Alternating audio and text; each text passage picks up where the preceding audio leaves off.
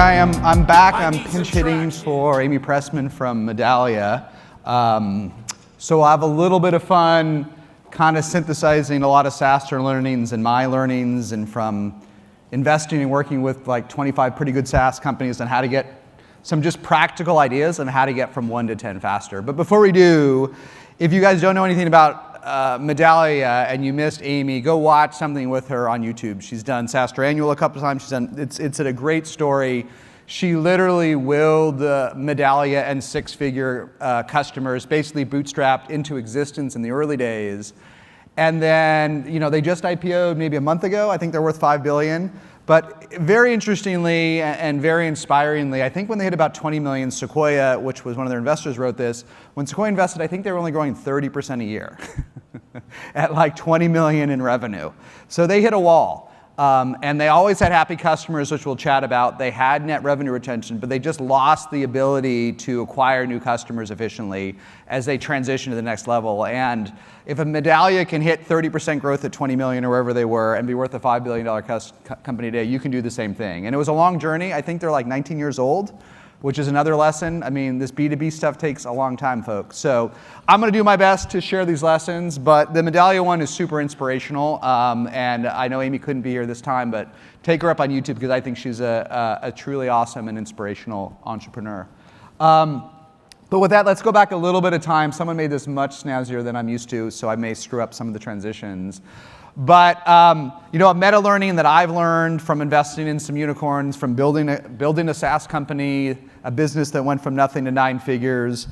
I wish there were a few things I knew that a lot of the stuff from 1 to 10 and beyond, it's the same. It's the same at least for same ACV. And all of you will get your first 10 customers from somewhere different, from out of the ether. You'll discover some superpower you have to get those first customers. But then after that, it really does become a playbook. And let me share just a few things that, if you've been through this, some of these things you'll think are blindingly obvious, but they weren't to me, and they're not to most founders I work with. And these are things that you can just literally do usually this week, this afternoon, or at least this quarter to grow faster. Wow, a lot of animations.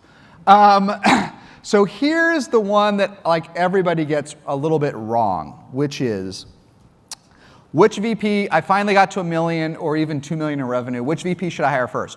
90% of you in the audience will want to hire the VP of sales first, right? You'll finally figure out how to get customers, you'll get tired, you'll feel like if I can find this great VP of sales, she'll be a magician, I'll sell more. It's true.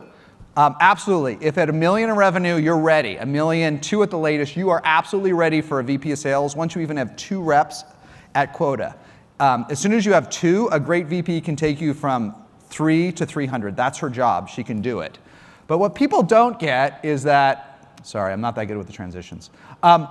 You should hire actually any great VP you can find at $1 million. This is the mistake we get. We fixate on this magician that's going to magically bail us out. But here's the magic. Once you get $1 million, you're trying to go to 2 million or 3 million in the next year. That means that all of these VPs, if they're awesome, will be accretive. So yes, you want the VP of sales, but what about a VP of marketing? Imagine, I wrote this post years ago because I didn't get it. I hired my VP of marketing at $20,000 a month in MRR, and she was not only great, she was accretive. Like, why would she be accretive? Well, let's imagine you hire a VP of marketing even later at $1 million, and she brings more leads in. I just invested in a company at $1 million in revenue. It has 40 leads a month. It's doing well. And the next thing we're going to do is hire a VP of demand gen. You want to know why? If she gets them just from 40 to 50 leads a month, and those leads are worth $20,000, $40,000, $50,000 each, isn't she going to more than pay for her salary? Of course she is, right? Of course this VP of marketing can get, if she gets you 50% more leads, and instead of going from 1 to 2 this year, you go from 1 to 3, an extra $1 million, even an extra $500,000, she's going to more than pay for herself right then and there, at least probably in 2 quarters. So absolutely, anyone that can get you more good leads is worth their weight, worth their salary and their weight in gold, even at $20K a month. So hire her early. Don't just wait for this VP of sales. Same thing with customer success, right? You heard Todd before talk about hunting that first great customer he was talking about. If you have 10, even if you have 10 big customers, 20, 30, and you hire this VP of customer success at $1 million, and she grows just a couple of those accounts bigger than you could, because you don't have time, or some junior person does, she can more than pay for herself. I, over time, had accounts that we grew from 20,000 to millions of dollars at Adobe Sign and EchoSign. You bring this person in to handle, let's say you're doing $1 million, and 10 of those customers are $500,000 of your revenue. Can this person grow that $500,000 to 600,000, 700,000, 800,000 if she or he does nothing 50 hours a week, but make these customers happy? Of course she can. So don't wait. If you find the world's best VP of customer success at $1 million, hire her tomorrow. Hire the VP of marketing. Hire the VP of sales. And then the last one, and I think Todd might have touched on this, but we don't get it. We all wait for the VP of product late. Why wait? What if this VP of product spends 50 hours a week figuring out what's that magic feature that's going to get you that 50K deal, that 100K deal? And what if each quarter she reprioritizes your roadmap because you've run out of time so that you can make that GE, that Google, that Facebook, the Schneider Electric, the whatever happy, and just once a quarter you close that bigger deal? That VP of product is accretive. They're beyond free. So hopefully I've convinced you at least some of these are true, and you're all going to be fixated, VP of sales, VP of sales, VP of sales, VP of sales. Hire her if you can find her at $1 million. But also hire any of the VPs if they're greater than $1 million. They're all accretive, and that value will just compound over time. So just whichever one you can get, it's great. And again, this is a lot of animations. This is my perfect order. The VP of marketing, early, because just more leads means more revenue. You literally can afford a VP of demand gen at even 20K in MRR because she'll more than pay for herself. VP of sales at $1 million, maybe the VP of sales CS after that, product at 4 or 5, engineering after. This is like, in a perfect world, if you came to Traction, you met all your great executives here, life was perfect, you could maybe do this, but I would reorient any of these if I found a great one. Any of them, hire them the second you hire a great one, they're all accretive. And then you'll close more. You'll get more leads, or you'll have happier customers that'll buy more from you in CS, or in product, you'll ship better features. They'll all pay for themselves. So that's my number one hack. The second one, and Todd actually touched on this a bit before, but let me talk about NPS, why NPS is this amazing thing from 1 to 10. And Todd made a point of, people can argue over NPS. You can game NPS, what's a 40 versus a 30. But here's the magical thing. If you measure NPS with like any tool, I don't care what, in-app, out-of-app, email, you could try SurveyMonkey, you could use Medallia, however you measure it, the beauty to NPS is everyone in the company can make customers happier, okay? And when you don't know what to do, hold on, let me flip through it. Too many animations. But when you don't know what to do, how do I get more leads? I don't know, I'm out of ideas. How can I get my customers to pay more? I'm out of ideas, I can't raise pricing. I don't know what else to build, right? I feel like I don't have any ideas on any of the areas. Whether you have 7 people, 20 people, 35 people, wherever, 1 for 10, you can get your team together on Monday when you're back from Traction, everyone together and say, okay, we're gonna measure our NPS, it's 20, I wanna get to 30 in 1 quarter, and I wanna get to 40 in 2 quarters, and I wanna be at 45 by the end of the year. Everyone in your company will have an idea. They'll come up with an idea. Oh, you know what, we take 3 hours to respond to tickets. What if we actually responded in real time? What if we got Intercom who's here up on the site? How many of you even pick up the phone? How many of you have a phone number on your website? What if you did? Would your customers that want to phone in be happier? Of course they would, right? How many do you visit in person? Not enough. Well, if everyone wants them, more people will get on a jet. More people will get into Lyft or an Uber. So the beauty of this is that everyone can make your customers happier. It can be a rallying point. And when your customers are happy, they will buy more from you. And just as importantly, they will recommend you more. So driving your NPS up in 1 quarter will not triple your revenue or 10x your revenue this year. But it's getting that word of mouth out there. And all the best B2B companies, all the best software companies are built on word of mouth at scale. They're all word of mouth. How did you hear about Zoom? How did you hear about Slack? How did you hear about Notion? It was word of mouth. It probably wasn't an ad. It probably wasn't a viral connection to somebody. You hear about these things word of mouth, and if you just don't know what you do, get that NPS. They will start talking about you earlier, and that will drive your revenue up this year. I don't know how much, but it will work. You'll also have less churn. And everything will be better. So this is something, if you don't know what to do on Monday, do this. Set a quarterly goal. Measure your NPS. You're not too early for NPS. You'll hear things like, we have 30 customers. I just was talking with a great founder on Thursday. I don't do NPS because I only have 30 customers. Well, you know what? If you as the CEO or founder reach out to all of them yourself, they will respond.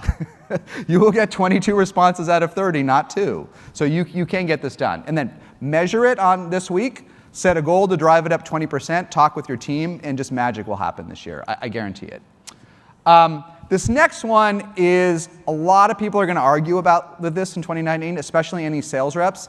You have to take friction out of your sales process to go faster from 1 to 10, okay? There's so many vendors out there. There's so many products. Why are they going to buy from you? Later, maybe at some point between 20 and 100 million, you will go through a phase transition. At some point in your life, leads will no longer be precious. Believe it or not, you will hit a point in life when you have too many leads to count, okay? And when you hit that moment in time, your sales team and the rest of your team, it will be about what's the most revenue I can get out of a corpus of 10,000, 5,000, 1,000 leads. But I don't think there's many people in this room that wouldn't like more leads each month. Everyone wants more leads. 10, I want 20. 100, I want 150. 200, they're friggin' precious in the early days, right? And what can you do to take advantage of this? Let people buy the way they want to buy. And this was something from Okta. In enterprises, the average Okta enterprise customer today has deployed 163 SaaS apps. This is what Okta says, who has the best data. For SMBs, maybe it's 70 to 80, depending on your data source. Your customers have already bought 100 B2B apps. They know what you should cost. They know what they think the value is. They know whether they want a free trial. They know whether they want a pilot. Just do it the way they want to do it. If I've bought 163 SaaS apps and I paid $20,000 for an app that looks and feels like it provides the same value as you, just charge me $18,000. It'll be a good deal. Charge me $40,000, it's too much. But customers are smart, so think about what you would want to do if you're buying an app today. Sorry, too many emotions. Like for example, when Slack's, and many developer tools do this, but Slack still today, except for its big accounts, auto downgrades. How many of you liked a downgrade? Nobody. I mean, it's so hard to close a customer for $100 a month, $500 a month, $800 a month. But imagine if you bought an app, you knew you weren't going to get ripped off. You knew that if you only used half the seats, your bill would go down. Would you stay with that vendor longer? Of course you would. No one wants to be ripped off. No one in 2019 wants to pay for 100 seats and use 20, okay? We bought this 20-year-old piece of software at SaaStr. I won't name it. It's for event management. It's over 20 years old. It's owned by Vista. I won't name it. Someone without telling me signed a 2-year contract, and we never used the product. We never once used it. Now, we might use it again, but someone from their back-end department is yelling at us and said they're going to sue us for $30,000 if we don't pay them for year 2. Okay? Yes, Vista, which is, I don't know how many billions of revenue managed, there's some small chance they're going to lose $30,000 next year, but they've alienated me forever. I'm too smart. I've bought too many apps. Don't do this, right? Let people downgrade. Another one that, beware of the internet, utility pricing. People think all your revenue has to be recurring, 100%. Well, Twilio's doing pretty good. I don't know if you've seen, they just crossed $1 billion in recurring revenue, growing 80%. They are growing probably faster than most of people in this room at $1 billion. They just passed it last week. Twilio, unless you're one of their largest customers, you can pay less the next month. You can pay per minute. Most of their services have variable pricing. They bought SendGrid for $3 billion. You know what's true with SendGrid and MailChimp that just spoke? You can pay less the next month, right? They all have floors. I mean, MailChimp has a floor for some customers. But if your customer in 2019 has already bought Twilio or MailChimp or SendGrid and or Stripe, Stripe's done pretty good. They're $20 billion. Adyen, it's all utility pricing. Let them buy the way they want to buy. Some products are perfect for a flat rate each month. Some products that are miraculous that way. But others are utility pricing. Do not listen to VCs and other folks that tell you that every dollar has to be recurring. It doesn't. The fourth one, and this one is people that have been doing SaaS for more than 5 years, especially salespeople, will hate me when I say this one. But listen to me as founders. Pilots are great. Pilots are great. You know why salespeople hate pilots? Because they got to sell twice. With a pilot, you work so hard, the lead comes in, you do 10 demos, you do the qualification call, you sell to 4 different people in power, you close the deal, and then the pilot 60 days, and then they're like, well, I don't know, I have to sell it again. That's like a salesperson's nightmare. Selling it twice, okay? Cry me a river. Imagine you're out there buying from a vendor you haven't used before. Do you want to buy a 2-year contract?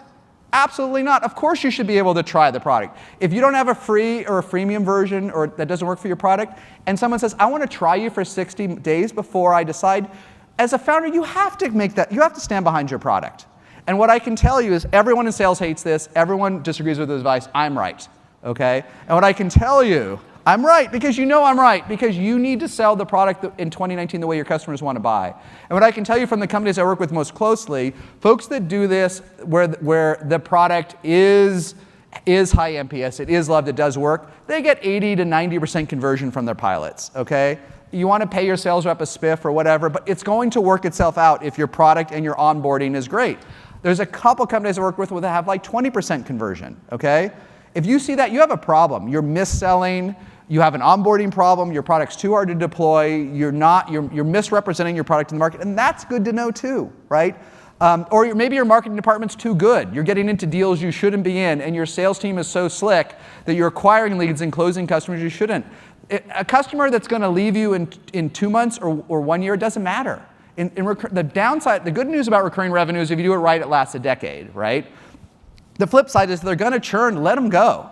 Because if they're going to churn in a year, you're still going to lose them from your MRR base. If you want to get to 100 million, does it matter whether they churn this week or next year? It doesn't matter, because if they're off your base at 100 million, you never had them as a customer. They disappeared. So let them go early. By all means, let them go so that you don't have to support them for a year or have a fake customer. And torturing your team to do more pilots will make your software better, your sales better, and your company better, and you will grow faster this year. It just takes friction out. And as a CEO, if you don't sit down on every sales call, listen. What will it take you, Linda, to buy this deal today? I'm nervous. I've never heard of you. I don't want to pay $25,000. Well, what if we did a 60-day pilot for $2,000? Would that make you comfortable? That would be great. That would be great, Jane. Close the deal. Just close the deal. Close it this week. Time kills deals. Related to this, and this is one that will freak out your team 5 too, let your customer success team encourage downgrades. Okay? This, again, it takes friction out of this process, right? Take stress out of it. Don't sweat too much if it's 100% recurring. And this is the very last point. If you want to take a mantra back to your team, I do this exercise with teams, and the output out of it shocks you. Buying in 2019 should be easier than deploying, okay? It's like the cocktail in a restaurant or the ice water or the bread. If the bread is crusty and stale and the butter isn't just right, there's no way you're going to believe the steak's going to be any good, okay? If it's the worst cocktail and it's watery and it's terrible, it's too sugary, you're never going to believe you're in the best restaurant. Buying should be easier than deploying. We bought 180 apps. I want to know, is this a headache? Is this going to take me 2 years? Is this a piece of junk software? Did they buy all the leads on Capterra? Is it true? I just want to know. It's risky. And if buying is easier than deploying, it's like magic, right? All of a sudden, I believe this is elegant software, right? And so think about this with your team. Is buying shorter, easier, and simpler than deploying? If it is, you've done magic in your sales process. You take friction out of it, and I guarantee you more deals will close. More deals will close if you take it out. Anyhow, we talked a lot about this. But when you take this back, a lot of people are going to disagree because they're running the playbook from the old days. They're wrong, right? Close every customer as fast as humanly possible. That is what every sales rep wants. And assume your customer is as smart as you. Don't assume they're stupid anymore. It's 2019. All right, 4th tip. And people don't do this early enough. This is the simplest hack in growing faster from 1 to 10. Specialize your sales team. We sort of knew this, a few years ago, but we didn't really get good at this until about 5 years ago. You want to, after just even 2 reps, you want to specialize. You want closers closing, okay? There's a continuum of sales from opening, from qualifying, which I think we all figured out we want SDRs and BDRs where possible, qualifying deals. We want openers, we want middlers, we want closers, we want upsellers, we want retainers, okay? You're going to go through this life cycle of customers, and so you want to segment not the time that folks work with customers, and it's super important, I know you know this, but you want to segment by size as early as you can. Most of you will end up, even by 50 customers, 60 customers, having small, medium, and large. I always do this exercise with founders. I draw a pie chart and I say, do you have small, medium, large customers? I always nod. What's small? What's large? Sometimes large is 100K, sometimes it's 10K, but there's always these natural segments, the little ones, the medium ones, and the large ones. Sometimes there's 2 segments, but it's rare there's only one. Segment the sales team. Give folks that are good at the high velocity, the quick close ones, give them the quick close leads. Give the folks that are more consultative, that just closed your biggest customer, give them the big ones. Don't spread them out evenly. Don't do infinite round robin. Segment by size, and then as soon as you have verticals, segment by verticals, right? You want the rep that closed one insurance company talking to the next insurance company that inbounds. You want the rep that closed Google talking to Facebook, talking to Twitter, talking to Yelp, talking to them.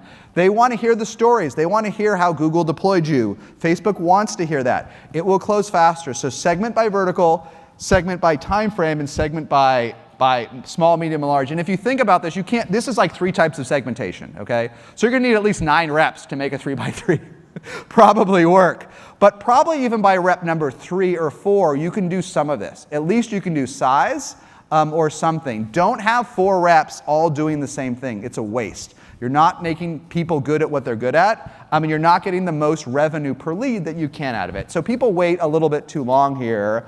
And so don't do that. And then, so we wait a little bit too long here. And then 2 last things that we also all wait too long. Look, when you have no money and there's 9 of you, everyone has to do everything. The CEO has to take out the garbage. Your head of engineering has to cook the hamburgers at the barbecue. But as soon as possible, your VP of sales, especially, make sure that she is selling and managing her team. So what does this mean? Bring in sales ops early. If you can afford it, bringing sales ops even at 3 to 4 million. If your head of sales is making marketing collateral, if she's spending hours figuring out sales comp, if she's trying to get Chorus or Gong deployed into Salesforce, she's trying to figure out how the heck do I make a dashboard, is that the right use of her time? No, you want her recruiting, you want her backfilling the team, and you want her working big deals. You don't want her to do sales ops, okay? So we all these days force our head of sales to be a sales ops person. That shouldn't be what they're good at, or they would be doing sales ops, right? So get them leverage. And then the very last thing we all screw up, I just screwed this up again myself, even with my latest team, but we all don't train our reps enough from 1 to 10. If you train them, I guarantee you, you will get more revenue and you will close faster. Almost all of you in this room train your first 2 sales reps yourself, okay? You learn them, they become part of you, you grab them from the call, you sit in the same room, and the truth is they learn by osmosis. Your first reps learn by osmosis. And if you're able to find these really quirky diamonds in the rough in the early days that can close your product that no one's ever heard of on planet Earth, and they get good at it, then you're going to need a village, and you're going to need all different types of people and a much more diverse team on many levels, not just backgrounds, but skill sets and things. I have seen 8 times out of 10 the startups that I work with, reps 3 through 6 flame out. Like, not always, but almost always. Because the CEO doesn't have time to train them by osmosis. They put them in another room. The CEO's out on the road. You're too busy. You can't do what you did with Linda and Bob in the early days, with Brittany, Brendan, Colin, and the rest. And they don't get trained. So I don't know the magic solution in the early days until you have sales enablement, which you probably won't have until after 10 million. But find a way to train them those first couple weeks. Get them a buddy. Go through it. Force someone to do the first calls with them. Make sure that they can sell your product as well as the first 2. However you do it, bear in mind you're not doing it good enough, and you will see this thing, and you'll be so frustrated when your sales productivity plummets after these first 2, and it's because you didn't train them. You didn't train them. So you've got it. Even if you don't do any of this else, even if you have no money, it does not cost that much money to train them. It just costs time and work, and do it. It always works, and always people come to me, and then we look at the number, and they're at 10 reps, and it's still only 2 performing. I just worked with a company that hired 20 reps in a remote office, and reps 3 through 20 all had to go. Do you really think they were so bad? It was a remote office, and the CEO, he did not train them. So none of them performed. It's tragedy. They're going to have to rehire all these people, and now they're going to have to train them. Don't let it be you. It happens again and again. The next hack is, and this is just kind of to open your mind, is that after 1 or 2 million, everything works. Okay, everything works. Yeah, you laugh, but listen to me. Like, most of you as founders, you'll have some superpower. Some of you will be good at outbound. Like, you can work your way into a meeting magically at a big customer. Some of you are like good at, like, I was good at that at my first startup. My second one, I was somehow good at PR. I don't know how I did it, but I got everyone from TechCrunch all down to write about us again and again and again. And I don't know how I did it. It was chutzpah, but content marketing, I guess, and PR was my skill. Some of you will be good at that. Some of you will be great at demand gen, like you'll buy lists, or you'll be a growth hacker, or you'll get on the dark web and steal names. Whatever you do, you'll have different skill sets.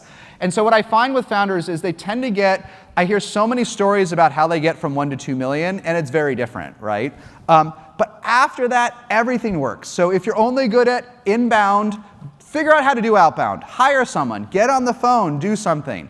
If you're great at outbound, there's a startup I worked with where the CEO had never done sales, but he was good at outbound. He managed 12 SDRs with no AEs. He was the AE himself in the beginning. I mean, that's crazy extreme. But because of that, he was so late to demand gen and inbound, he didn't even do it till 20 million. What if he'd done it earlier, right? So outbound always works. Inbound always works, right?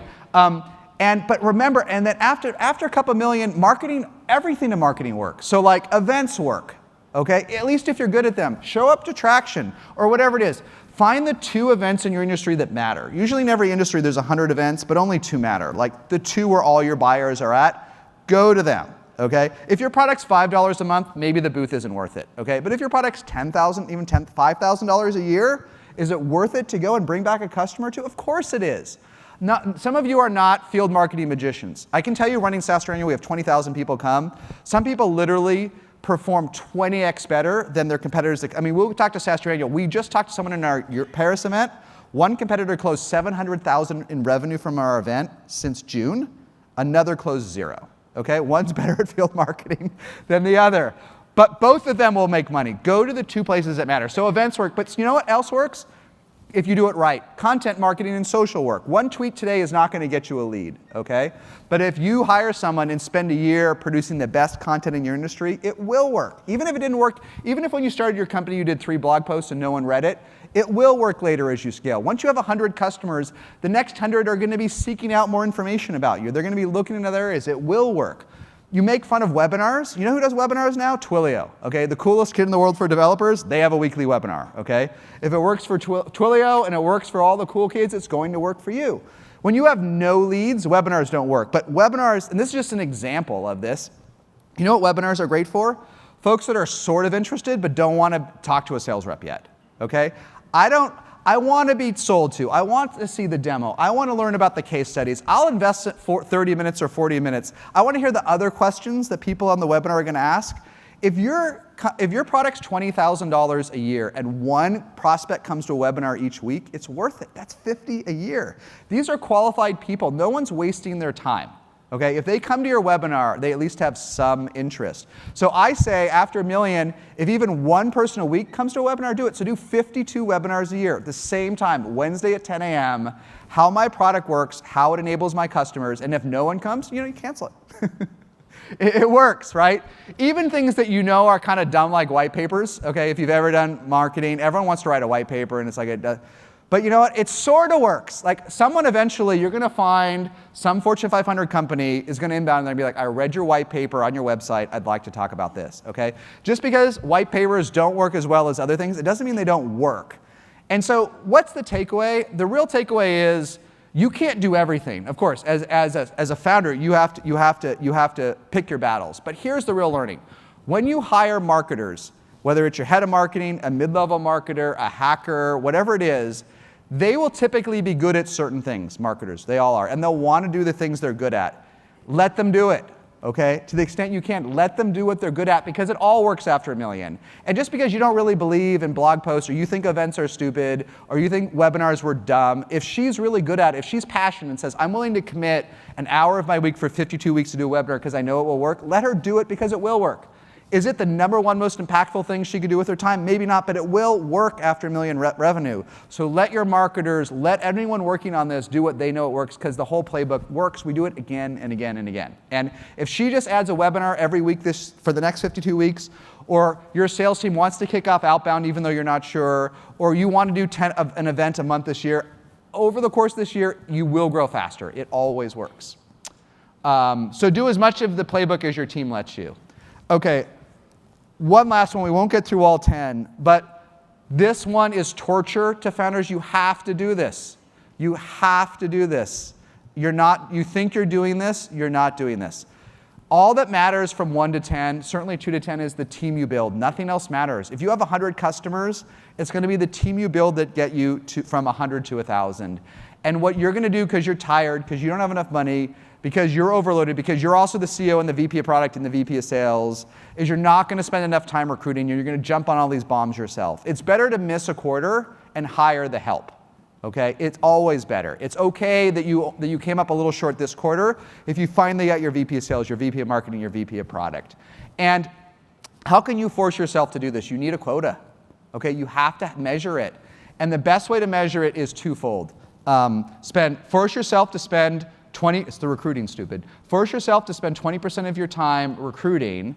And if you're not going to track your time, do this second bullet if nothing else, because no one does this. No one does the second bullet. Force yourself to interview 30 candidates for every position. Who wants to do 30 interviews in the next month? Anyone raise their hand? Are you excited to go back from Canada and do 30 interviews? If you say for this, I'm going to go hire a VP or director, a direct report, whatever the level is. I'm going to hire a direct report. This report matters. Whether it's through hacking, through LinkedIn, through your network, and use recruiters. Recruiters are cheap. If I'm going to say I'm going to force myself to interview 30, you will hit this 20% quota because it's so much time. If you're even recruiting 2 positions yourself without an in-house recruiter, that's 60 interviews you're going to do over the next 2 months. Think how much time it's going to take to do those. Schedule them. Even if you use Calendly, those here, or Mixmax, whatever, it's so much effort. It's so exhausting to do these interviews, right? You will come out, you will get it done. But if you don't give yourself a budget, a quota, you're going to look back and you're going to be honest, I met 4. And you know what you're going to say? It's hard. It's too hard to find a VP. I'm in Montreal. I'm in San Luis Obispo. I can't find anybody good. Cry me a river. It's hard in the Bay Area too, let me tell you, because there's 10 million startups. So force yourself to hire 30 and magic will happen. And you'll also find new paths to do it. And then usually you'll find you'll get there halfway. Everyone will tell you this, recruiting science, but if you force yourself to 30, magic will happen. The next one, if you're going long, is meet all the good VPs. Even if, I know I probably convinced you should hire them in any order, but you probably can't hire 6 VPs tomorrow. Maybe you don't have enough money. You're going to need them later. Okay, you will need them later. So meet anybody great you can, any great potential VP you can. You know that VP of sales you just hired and you love her, she might not work out. My second VP of sales, who I loved, I met him recruiting my first sales rep. And I tried, he was at LinkedIn at the time. He was the first head of sales at LinkedIn, and I loved him. And I tried to somehow recruit him from LinkedIn. I couldn't get him. So I hired this other guy from Salesforce that didn't work out. 14 months later, I needed this guy. And 14 months plus 1 day, he texted me, any chance you're looking for a head of sales? Oh my fucking God, thank you. It was the greatest thing in the world. But I had met him, I sought him out like a heat-seeking missile because I did these reference calls on my first sales rep, and he was the first reference call I did who was like, Jason, whatever you do, don't hire this guy. And I'm like, this is great. And I drove out to meet him, and I built this relationship. And I should have done 40 of them. I should have done them for every position. So constantly be recruiting the VPs you need today. And you may be like, I don't need a VP of engineering yet. You know what? You may not be able to recruit her in 60 seconds. Like, go meet her today. You will need all these VPs in the coming months, quarters, or years. And your life will be 100 times easier if you've already met these candidates, even for 2021. And then the last one on this, these are my advices. I think what we've learned to specialize sales, and we've also learned it's always hard to raise money. I don't know how many of you have raised any money, but one thing in 2019, we're generally able to raise a tiny bit more money than 5 years ago, right? Things are just a little, if you can raise money, you can raise a little more. So if you have a little more money, hire an internal recruiter earlier. Do you really want your CTO spending all of her time setting up engineering meetings? Is that really, it's bad enough if your head of sales do it or you do it, but I can tell you, if your best engineer is spending hours a week setting up meetings, you want her or him writing code. You do not want them doing administrative tasks, right? That's just the most painful example is when you need to hire like 4 or 5 engineers and they're all doing the administrative side itself. It's bad.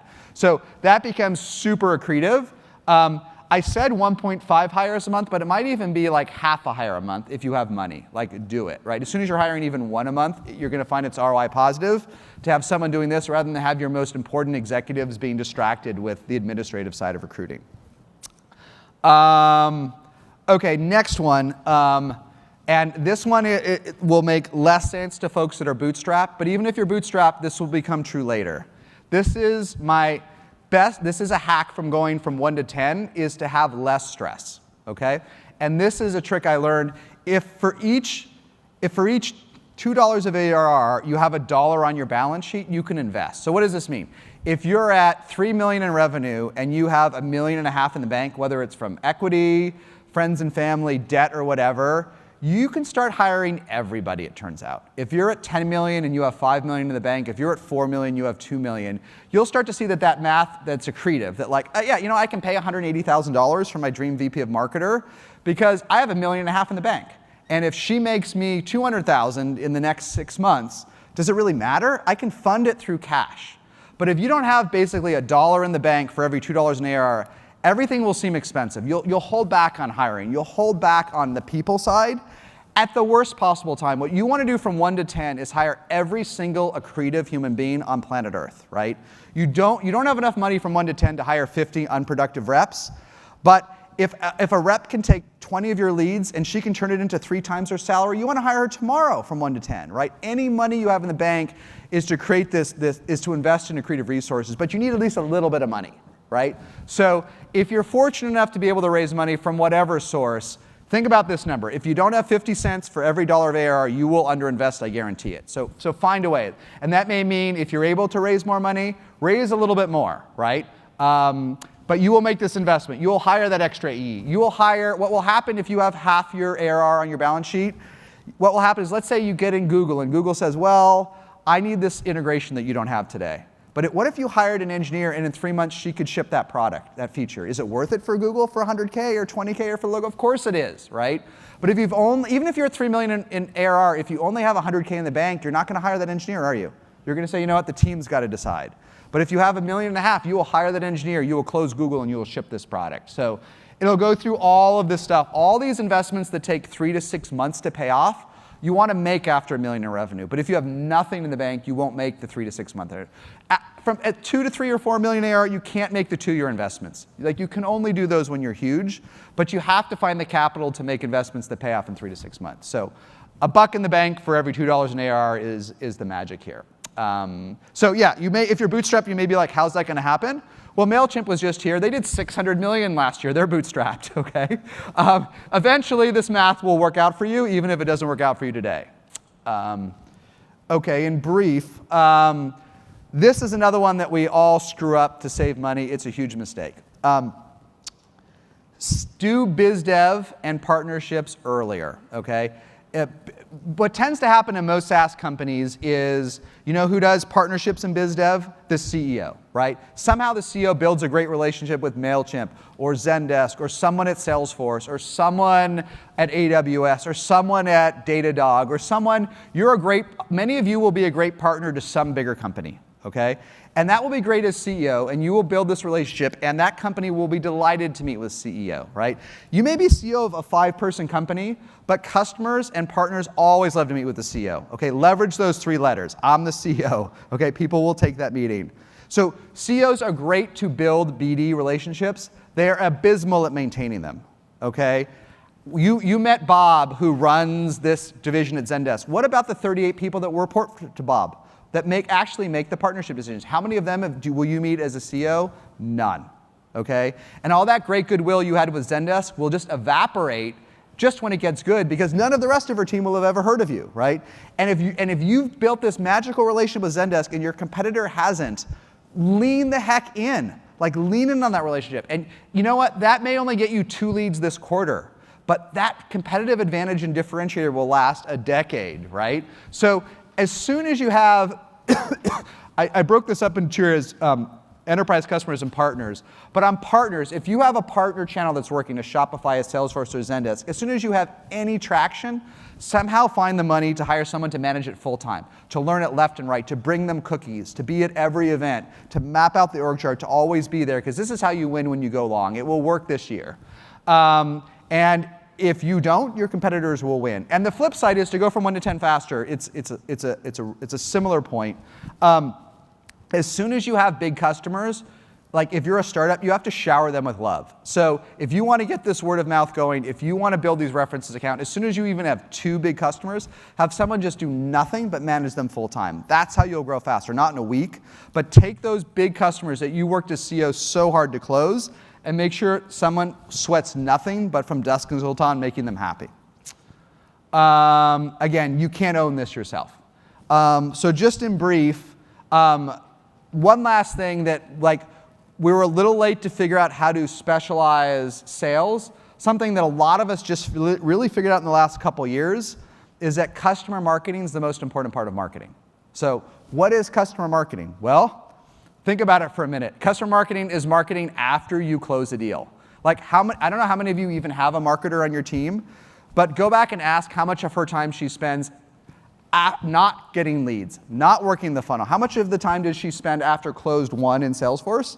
It's usually nothing, or a little bit. Or if there is some time, it's here or there, managing maybe a drip campaign, maybe a program.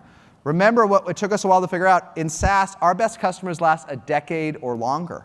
Okay, they last forever. If you have net negative churn, if you have positive retention, if your customers grow more than 100% each year by revenue, that means as a corpus, your customers will last until the 23rd century, okay? Until Picard is here, okay? So you're spending all your marketing budget on that little period of time to build awareness because you're stressed. You don't have enough customers. You're not growing fast enough, right? Give me revenue, give me revenue, give me new names. But what you really want to do is say, hey, I'm going to spend 30% of my marketing budget on my time post-sales. Okay? And if you do that, you'll start doing things that you wouldn't think to do earlier. For example, you might have a customer event this year, even with 30 customers, if customer marketing is your priority, right? But if customer marketing isn't your priority, you would never have a customer event until you're big enough to fill a room like this. But it turns out if your customer event is 10 customers and you just have 2 hours of content and a steak dinner, that may be magical. Those 10 customers may beget you 10 more customers. They may buy more from you. They may buy more of your product, et cetera, et cetera. So I said after 100 customers, dedicate someone 100% full-time. That's a simple rule.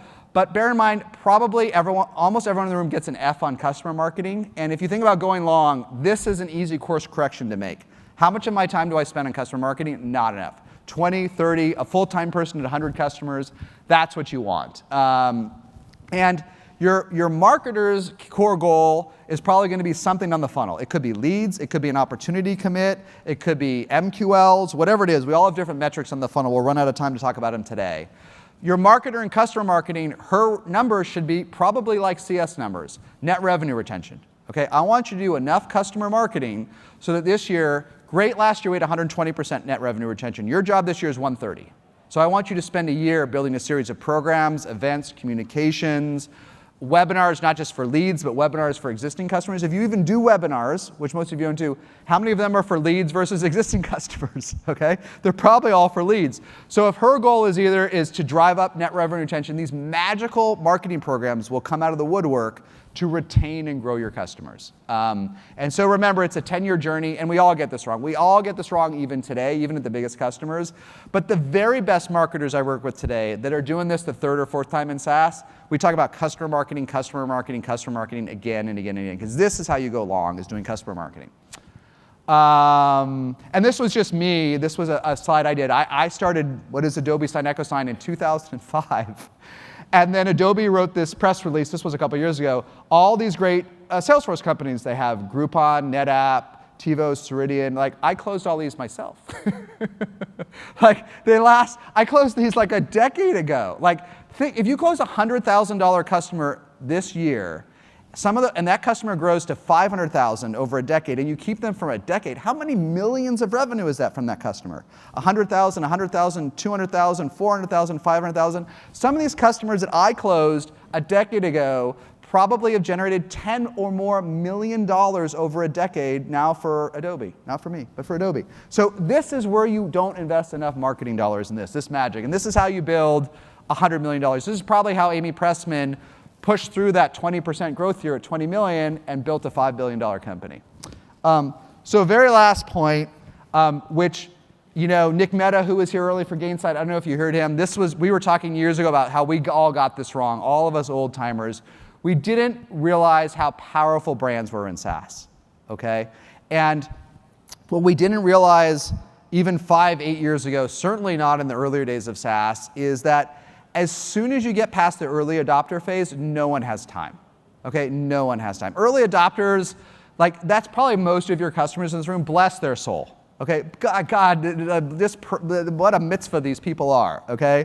Instead of buying the market leader, which is fine, folks. I know you think these market leaders, I know your team says their software sucks, and it's old, and it doesn't do these things, but you know what? These are pretty good apps, these Salesforces and these old ones, like they work pretty good, okay? Salesforce is doing 120 billion in revenue, it's doing just fine, okay? Yes, it is not as slick as it would be today, but they're just fine. Don't drink your own Kool-Aid, they're fine. Brands matter.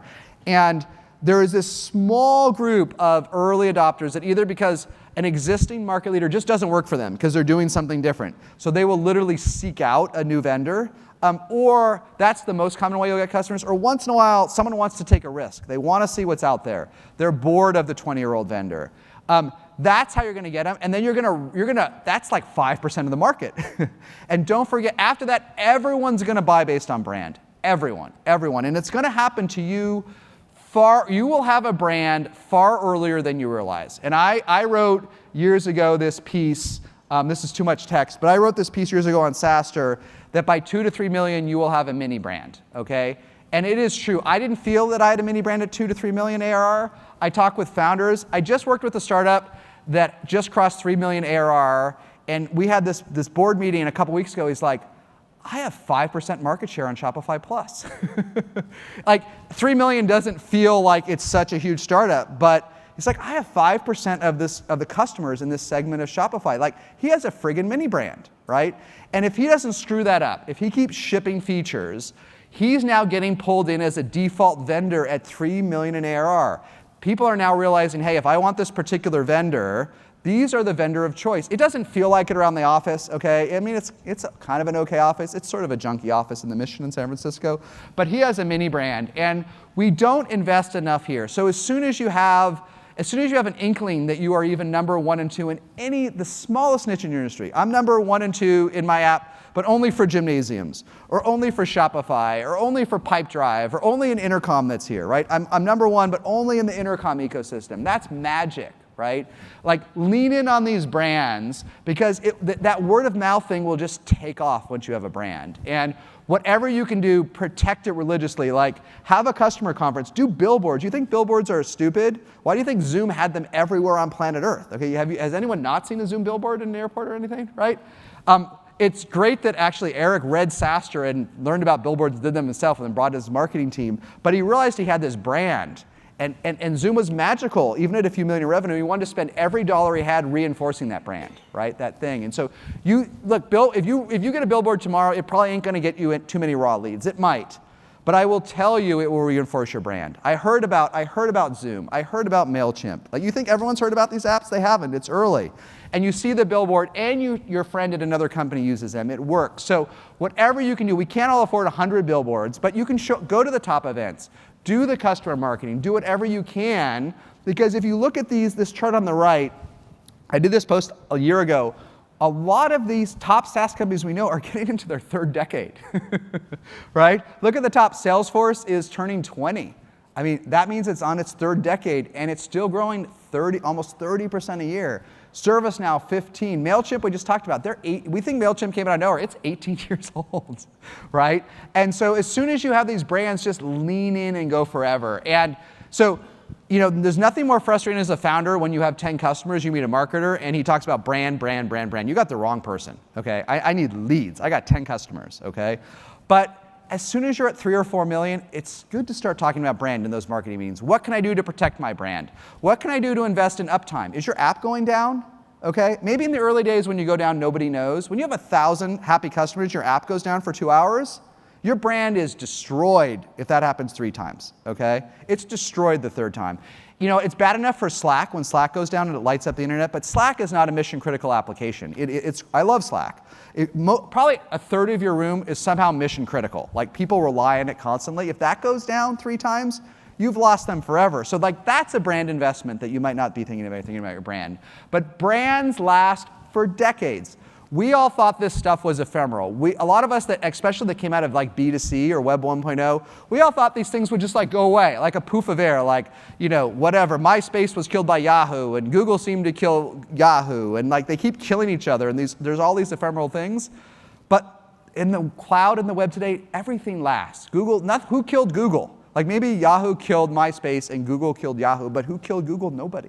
Right? Who killed Salesforce, ServiceNow, MailChimp, Guidewire? Guidewire's on its 3rd CEO. They just announced in 18 years.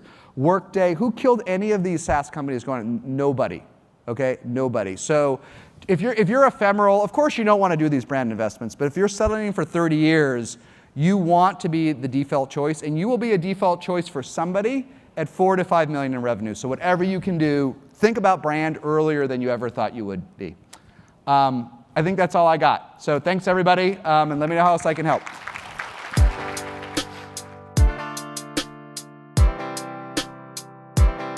I need some traction. You need some traction. Let's get some traction.